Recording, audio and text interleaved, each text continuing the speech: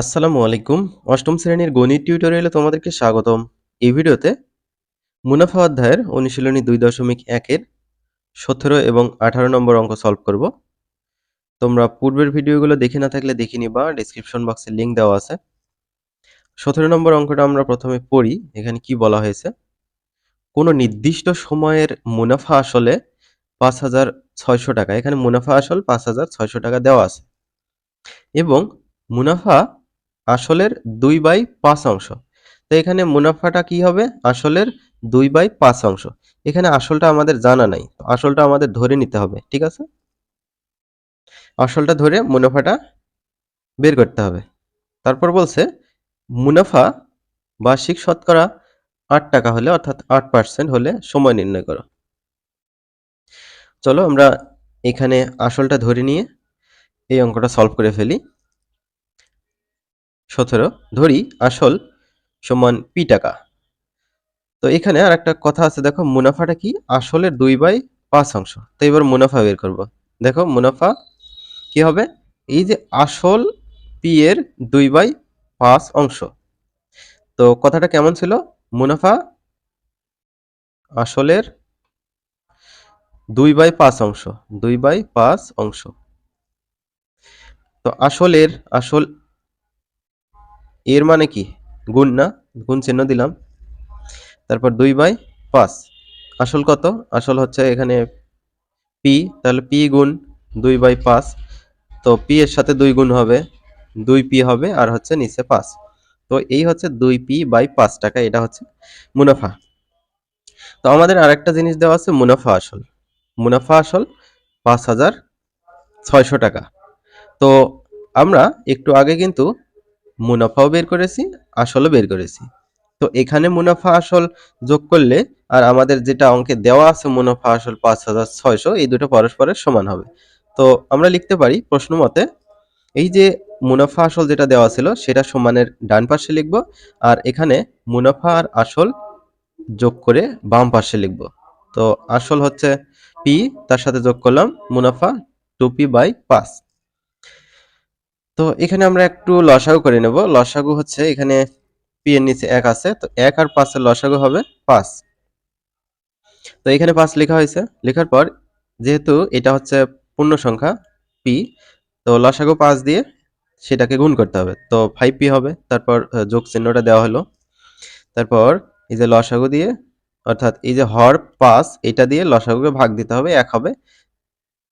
তো এই ১ দিয়ে আমরা এই যে 2p কে গুণ করব, ওই 2p হবে। তো এটা এখানে লেখা হলো। ঠিক আছে? আমাদের লসাগুর কাজটা শেষ। সমান ডান পাশে যা আছে তাই।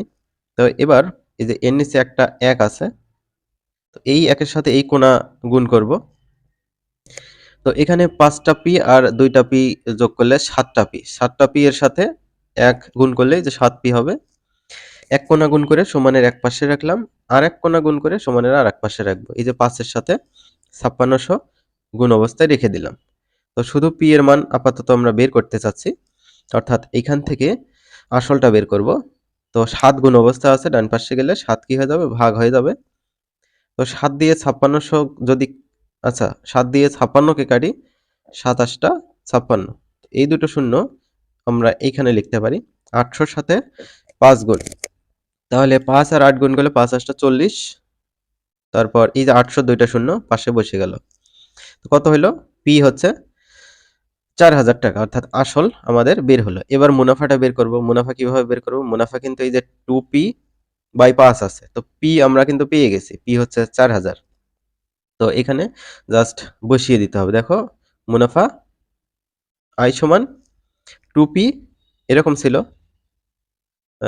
2p/5। তাহলে 2 ইন্টু পি এর মান কত? ৪,০০০, আর নিচে হচ্ছে ৫। তো এটাই আমরা করেছি। 2/5, পি হচ্ছে ওপরেই গুণ আছে। তো ওপরে এভাবে আমরা গুণ দিতে পারি, গুণ ৪,০০০। ৫ দিয়ে ৪০ কে কাটলে ৮ হয়, আর এই দুইটা শূন্য এখানে বসে দিলাম। ৮০০ সাথে ২ গুণ করলে ১৬০০ টাকা।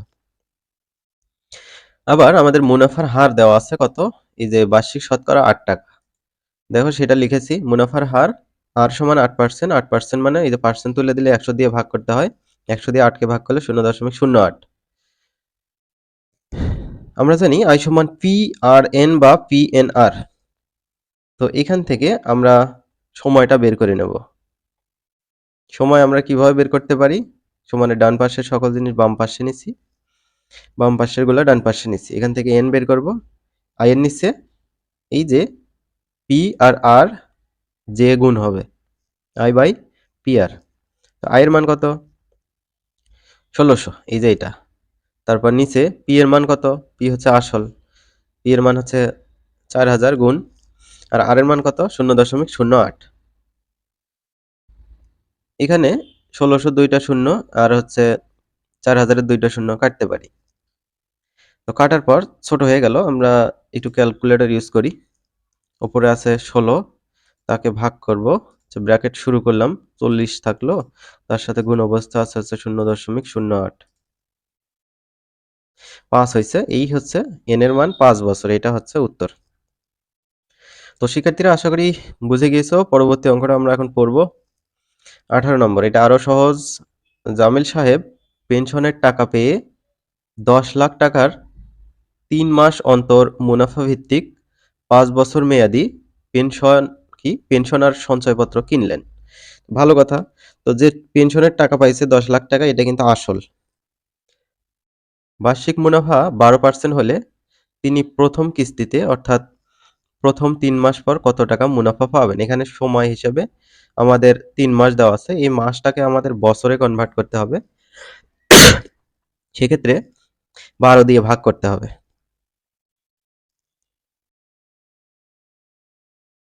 এখানে খেয়াল করো, স্ক্রিনশট নিয়ে পালিয়ে যেও না। আচ্ছা দেখো, লেখা হয়েছে জামিল সাহেবের আসল বা পেনশনের পরিমাণ এই যে ১০ লক্ষ টাকা, ঠিক আছে নাকি? একক, দশক, শতক, হাজার, অযুত, লক্ষ, ঠিক আছে? ১০ লক্ষ টাকা। তো এটাই হচ্ছে আসল। আসল পি সমান এই যে ১০ লক্ষ টাকা। মুনাফার হার ১২% দেওয়া ছিল, ১২% মানে ১২/১০০। ১০০ দিয়ে ১২কে ভাগ করলে ০.১২। যেহেতু তিনি ৩ মাস পর মুনাফা পান, সেহেতু সময় এই যে ৩ মাসকে আমরা বছরে কনভার্ট করে নেব। তো এই যে ৩ কে ১২ দিয়ে ভাগ করতে হবে যদি আমরা মাস থেকে বছরে যাই। ৩ একে ৩, ৩ চারে ১২, ১/৪ থাকলো। তো মুনাফা আমাদের বের করতে হবে। তো কত মুনাফা পাবেন? মুনাফাই বের করতে হবে। মুনাফা আই সমান পিএনআর বা পিআরএন। তো পি এর মান কত? ১০ লক্ষ। এন এর মান হচ্ছে ১/৪। তারপর আর এর মান ০.১২। তো এই সব আমরা যদি গুণ করি কত পাবো? ১০ লক্ষ একক, ১, ২, ৩, ৪, ৫। ঠিক আছে নাকি? দেখি একক, দশক, শতক, হাজার, অযুত, লক্ষ। ঠিক আছে? তার সাথে গুণ করবো হচ্ছে ১/৪। ১/৪।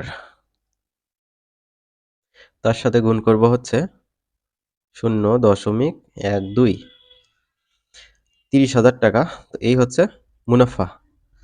এটাই উত্তর। আশা করি বুঝে গিয়েছো। আমরা পরবর্তী ভিডিওতে সৃজনশীলগুলো আলোচনা করব।